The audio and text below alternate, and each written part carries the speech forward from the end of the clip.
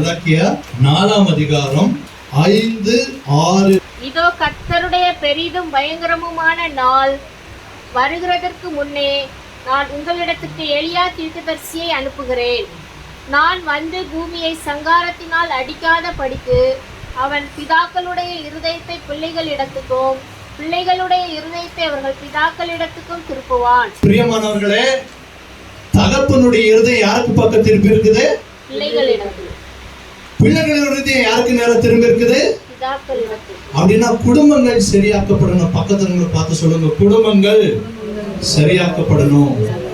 ஒரு சில குடும்பத்தை பாருங்க, தகப்பன் கரெக்டா இருப்பாரு, பிள்ளைகள் எப்படியா இருக்கும்?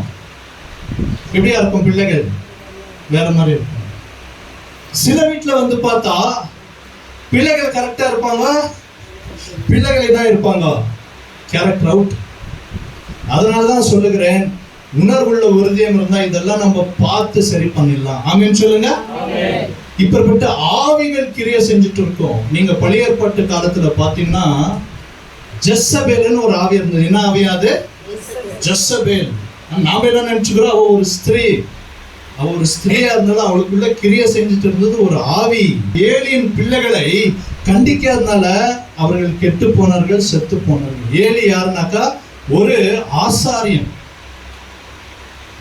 பலிபீடத்துல இருந்து வேலை செய்யறவன்.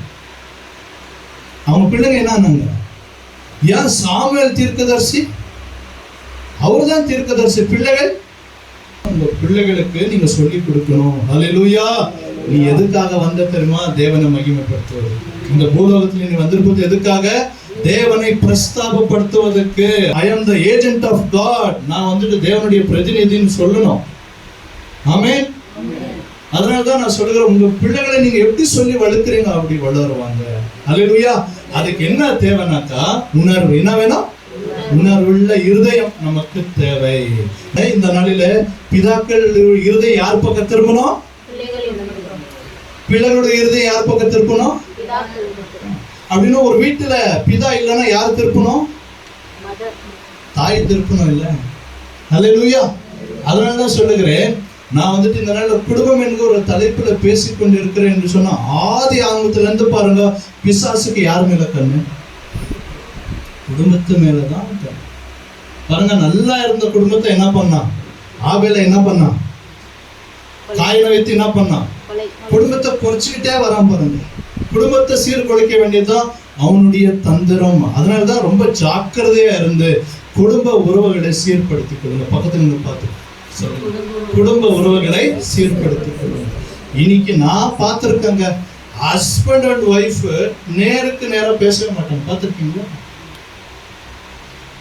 நேருக்கு நேரம் ஸ்ட்ரைட் கண் பார்வையில பேசவே மாட்டாங்க.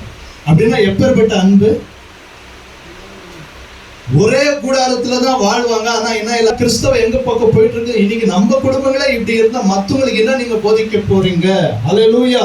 அதனாலதான் சொல்றேன், அவங்களுக்குள்ள வந்துட்டு அட்லீஸ்ட் இந்த காமன் ஒரு லவ்னா இருக்கணும், பொதுவான ஒரு லவ்னா இருக்கணும். ஹல்லேலூயா.